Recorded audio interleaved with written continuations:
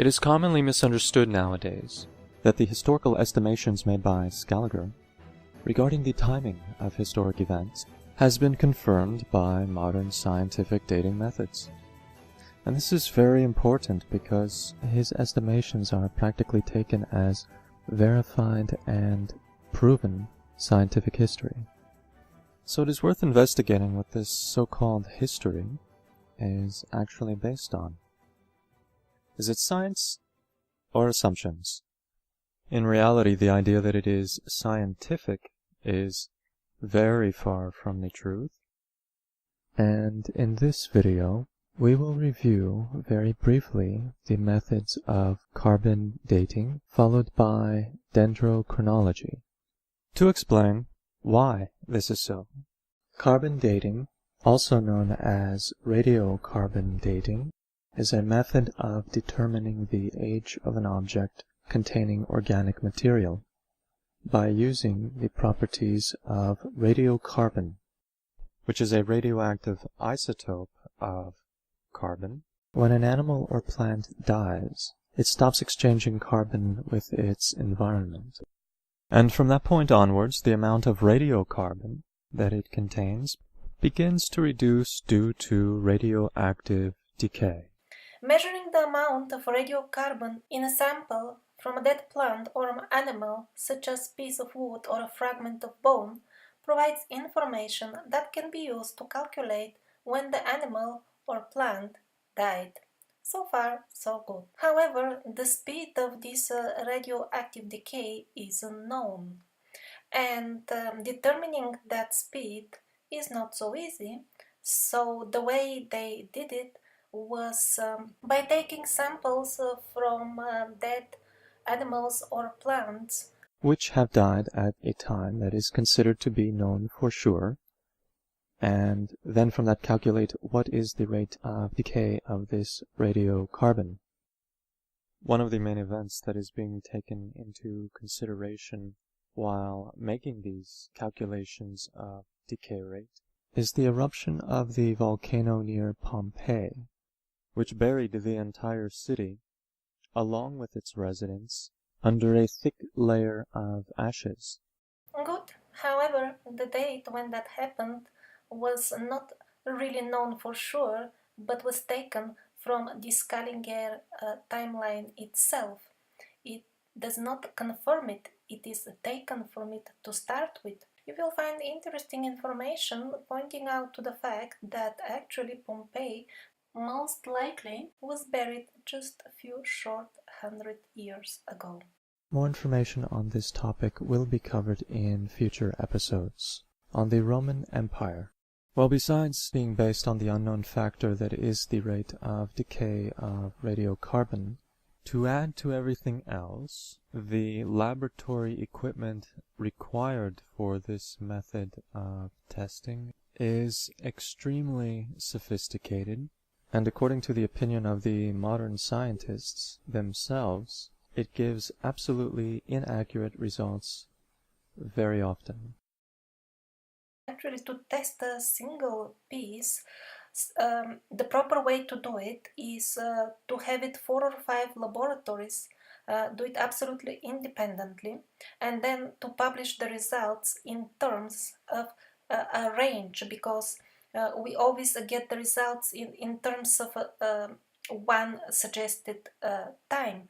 However, the laboratories themselves give a very wide range of time, but we do not get that information. We get what some so-called historian interprets that time range to be.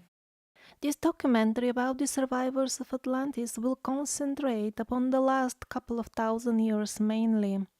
And since according to mainstream science itself, carbon dating gives normally an inaccuracy range of some 2000 years, that practically means it is absolutely inapplicable to the recent history anyway.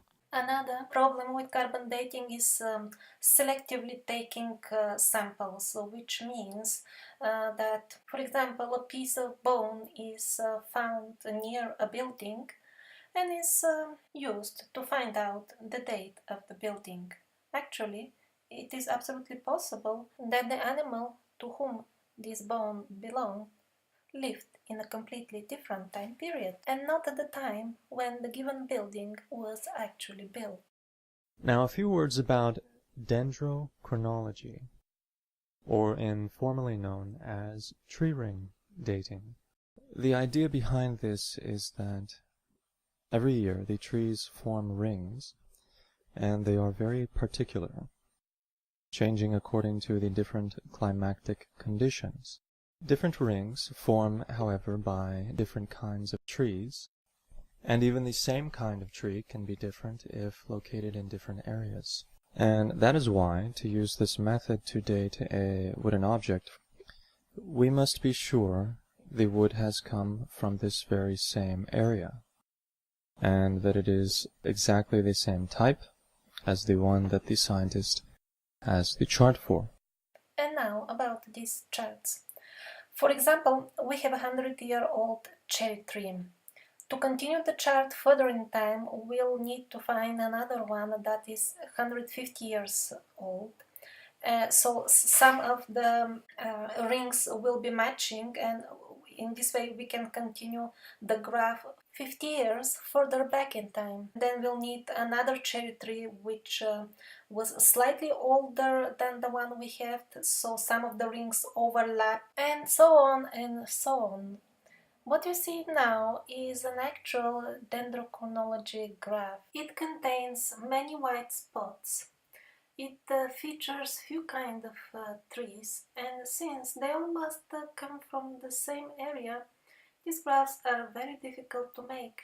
And because they are broken, they are not continuous, at the end we can see that dendrochronology is becoming very subjective method of dating, and it can be really used in very rare cases because the sample that is required must be big enough, and often when the builders in ancient time would use wooden logs, they will actually chop off a lot of rings on the side to make a beam, and that will make the dating very inaccurate, because who knows when was the tree alive, when did they cut it, when did they use it, when did they reuse it. So to summarize, tree ring dating is absolutely a reliable and genuine scientific dating method. However, its application is extremely limited. Limited to the point that it practically has no value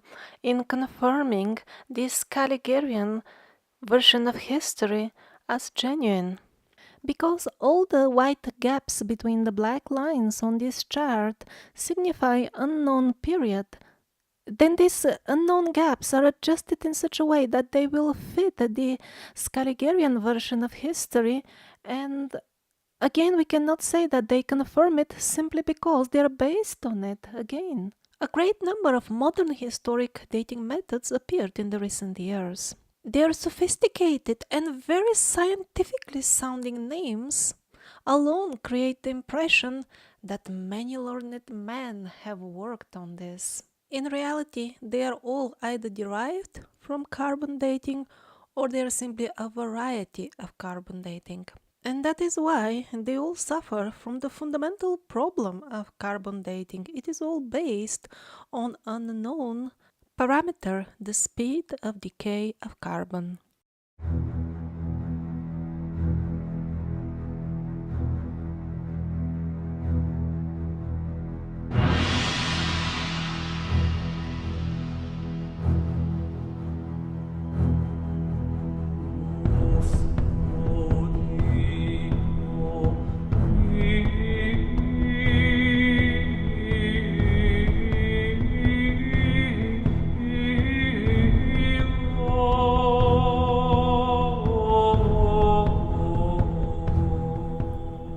I would like to take you briefly to that point back in time when the fraudulent Scaligerian history was imposed upon humanity with military power.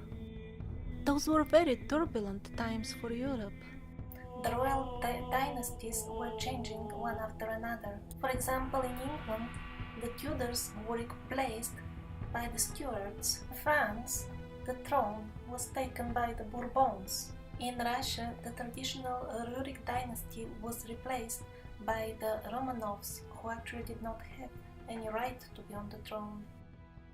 On the background, all these events were orchestrated by the parasites who were applying the method divide and conquer. By that time, they managed to successfully lower the consciousness of the human race to the point that there was no need to kill them anymore. The people started killing each other. The actual intention and events of the Reformation are not the ones we hear about today. They are distorted, and the proof of that is the very inconsistent story that we hear nowadays. We are being told that the main reason for the revolt of the people was the unlimited power of the Roman Catholic Church. Well, as far as the popes being unpopular, that is absolutely true. However, as far as any actual ruling power is concerned, they didn't seem to have much of that at this point of time. In Spain, in the 15th century, even before the Reformation period started, the authority over the Inquisition was handed over to the king. In year 1515, the French king was victorious in a battle against the allied forces of the popes and Switzerland. After that, the French king had the full right to appoint the clergy and to manage its finances. In more simple terms, he had full control over it. From that time on, even the Pope himself was obliged to consult the French king, even when taking decisions concerning his own domain. And even the official version of history agrees with the facts I just told you. Moreover, they tell us that at that time the clergy were as rich as beggars. Often they had to sell cattle to have something to eat. So all this talk of the unlimited power of the Pope is just baloney, because at this point, even according to the official history, he did not have much social influence or any other, as well, as a matter of fact. Since the first official reason for the Reformation is no good, let's see if the others will make more sense. Martin Luther. He is considered to be a seminal figure in the Reformation process. So, he thought Christianity should be nearer to the simple folks, and he translated the Bible from Latin to understandable German language. And also he convinced the people that there should be no images in the churches, no statues of the saints. Also, there should be no organ music during church services, and also a ringing of the church bells. So, we are offered to believe that because of not liking organ music or church bells during service, the result was complete devastation of entire regions, famine and disease wiping out most of the population of entire countries, war bankrupting most of the combatant powers, severe hardship on the inhabitants of occupied territories, and one of the longest, most destructive series of wars in European history, lasting for 30 years. And do you believe that people did all this because of the style of music being played in the churches? But let's get back to the list of official reasons for the Reformation. The next one is that people felt nostalgia for the old and pure form of Christianity. They wanted to reinstitute it again. That is one beautiful and elegant intellectual concept. However, intellectuals write books and envision educational projects, while those who care not for books go to the battlefield. When a peasant revolt in Germany started, the very founder of the Protestant movement, Martin Luther, did not support it. He was himself preaching that the peasants should always, under all circumstances, obey their masters. And here is a confirmation of his views in action, taken again all from the mainstream history. He ordered the governors at that time to kill the peasants who were revolting, quote, like dogs that are sick of rabies. So the more we read, the more we understand that it wasn't Martin Luther who caused this most bloody series of war. It wasn't the church music either, or the statues of saints in the churches. Since the real reason for these most bloody wars is very uncomfortable for the fabricated history, mainstream historians are trying to invent all kinds of artificial reasons for it, and one of it is a real masterpiece of human stupidity. This is how some modern historians are trying to explain the bloody conflict between Czechs and Germans during the Reformation. Too much masculine energy was boiling in their veins, and they had no outlet of this energy. I think this is a masterpiece of concoction. By the time this particular conflict was over, the population of Czech Republic had decreased few times. And then their energy stopped boiling, and that's why they stopped fighting. Reformation was a very long and very bloody war. It was a purely political event. Why are modern historians trying to present it to us as some sort of intellectual dream about organ music and statues in the temples? The actual reason, is that all this war was about the parasites trying to break into pieces the empire of the descendants of the survivors, and then destroy these pieces one by one. The parasites won the war, but they wanted to get sure that the empire and the knowledge of the survivors will be never resurrected. And for that, they decided to fabricate fraudulent history, and in that fraudulent history, they did not even mention the very existence of the empire. The rest of this documentary will be about the empire of the descendants of the survivors who kept the history about them alive. They remembered who they are, and they had still a great deal of the knowledge that survived.